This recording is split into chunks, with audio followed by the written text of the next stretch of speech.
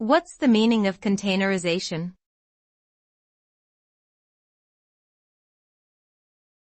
Containerization.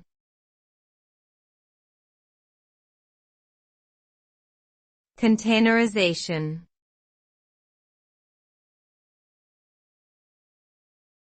Containerization.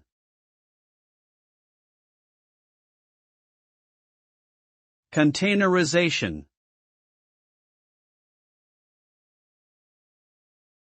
Containerization is the process of packaging software code and all its dependencies into standardized units called containers. These containers are isolated from the host operating system, making them portable across different computing environments. The result is a more efficient and consistent way of deploying applications, as containers provide a reliable, reproducible, and scalable infrastructure.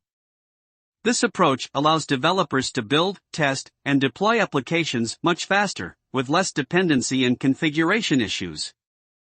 Containerization has revolutionized the way software development and deployment are done, making it easier, faster, and more reliable.